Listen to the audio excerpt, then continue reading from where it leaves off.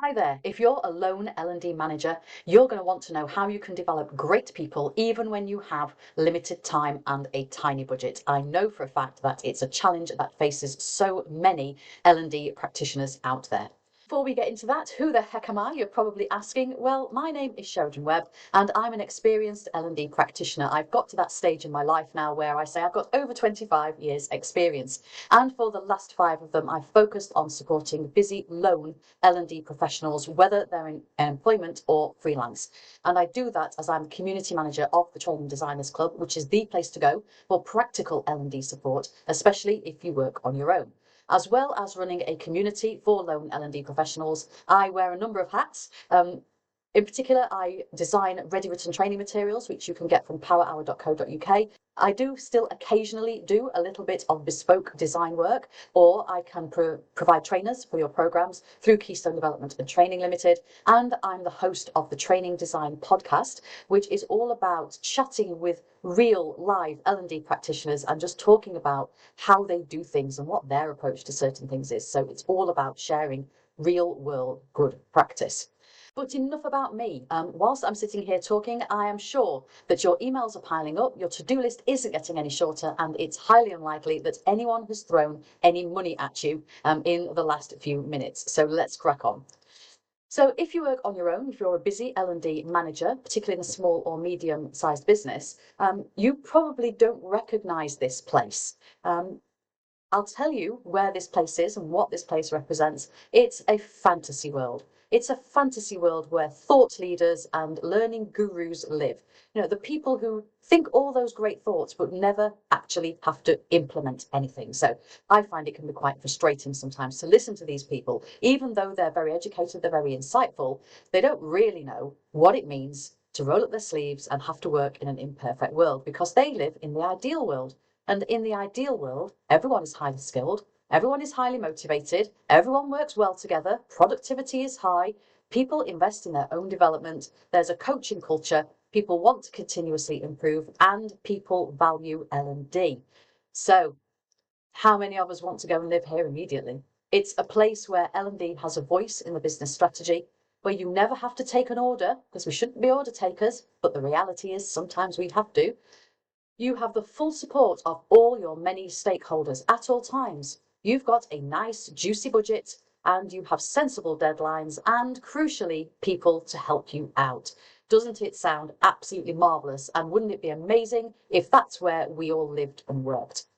I've already alluded to the fact that every single person that I work with, have supported over the years, lives in the real world.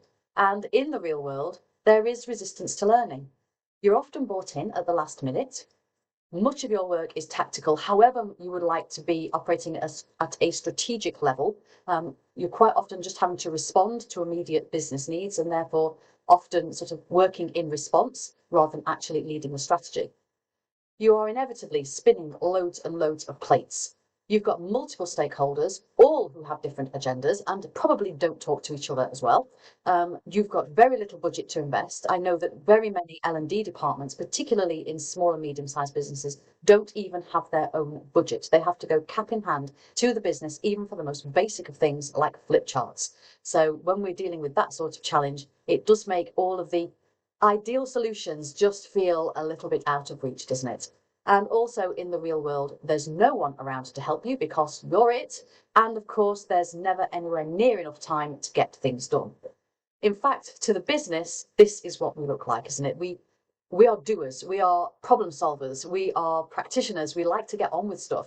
And so we often give the impression that everything's just fine, it's not a problem. We turn up and we make everything look easy, despite everything that's going on behind the scenes, and we're flapping like mad underneath the water.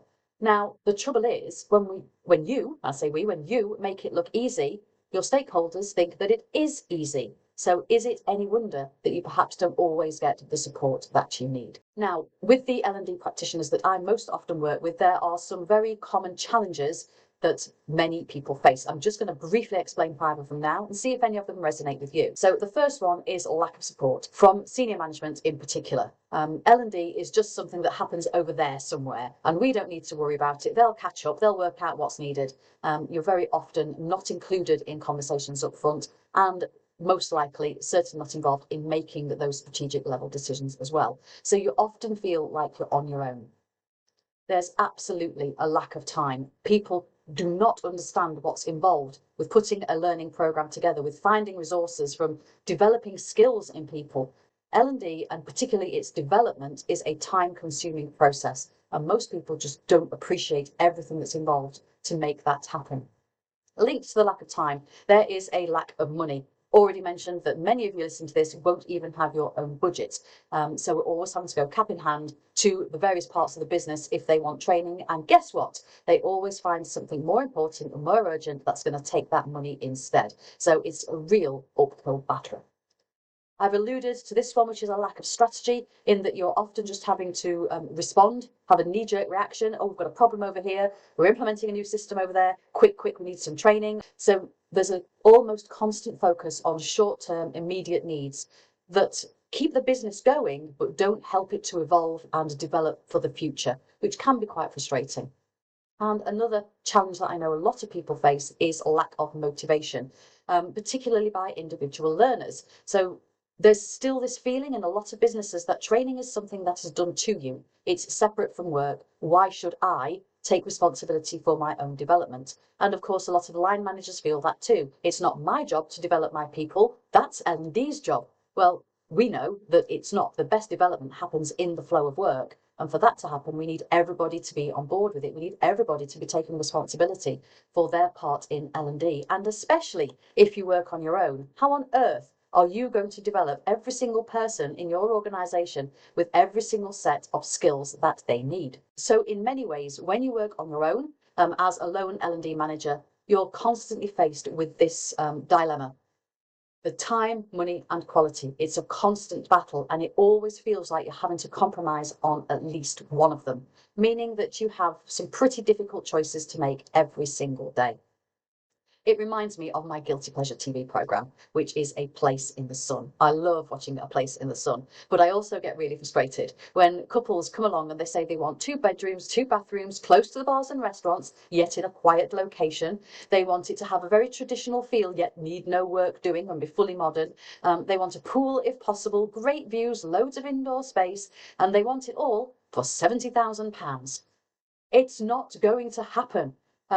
Some people thankfully realise that compromises have to be made, and we have to have those difficult conversations with stakeholders. And I know it's easier said than done to say we have to push back, but we do have to understand what their priority is in order to get them close to what it is they want.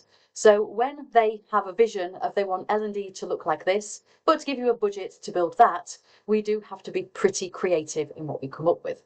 Luckily for us, progress does not have to be perfect. Yes, in the ideal world, we would have L&D supporting the business strategy. It would be seamless. It would all be going in the same direction. It would all be happening in a planned and timely manner. And that is the ideal world. But I've already said that you don't live in the ideal world. You live in the real world. So how are we going to get L&D supporting the business strategy when we can't do it exactly as we would like to?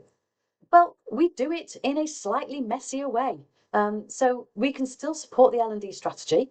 We can still do things, taking the business in the direction that it wants to go, but you might have to have a number of smaller initiatives that maybe aren't perfectly aligned, but equally they're not going directly against the direction of the business either. So that's what these little arrows are representing. These are smaller initiatives. They're not quite as well joined up, but as you can see, they're never going in the opposite direction of the business strategy. They may go a little bit offline, but we're still nudging towards where we want to go.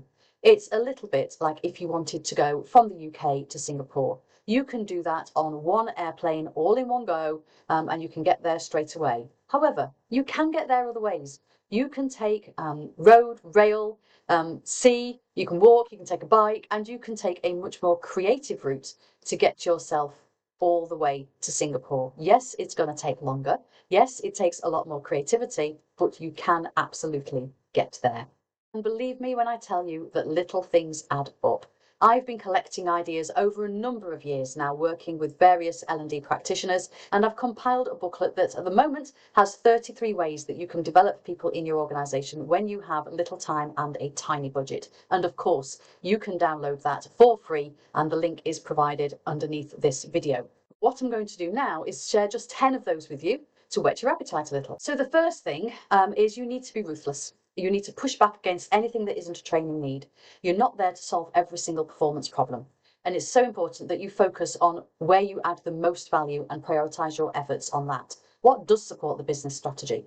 And my advice to you is to use the 80-20 rule, because the whole organisation is coming to you with their wish list and they want you to solve all of their problems. So think about what 20% of possible actions could you take that will actually solve 80% of those problems, and make that your priority. That's how you're going to have the biggest impact on the organisation without working yourself into the ground. I recommend that you curate rather than create.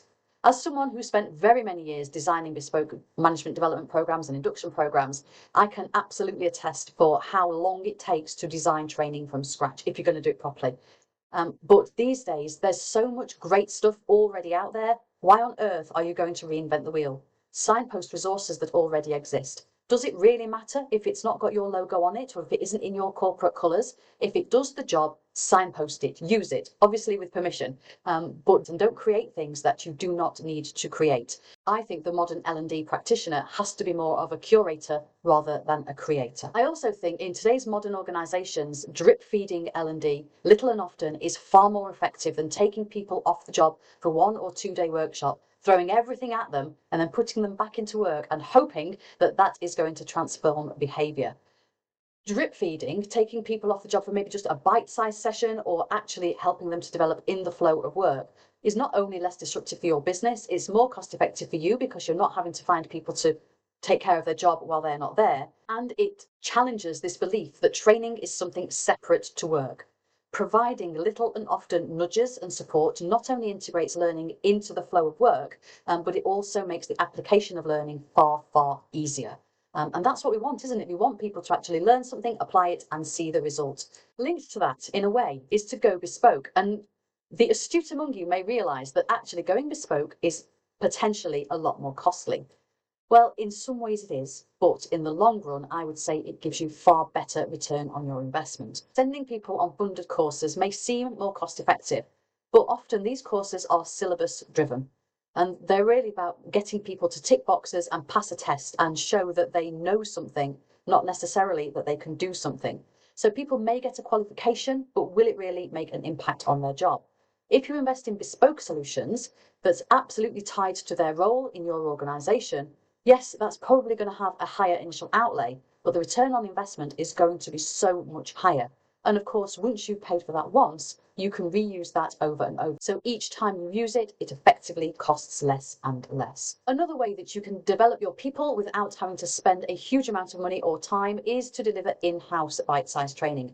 Taking people off the job for just 90 minutes or 2 hours is a much more doable. It doesn't eat into your time quite as much. They feel that they can leave their job behind.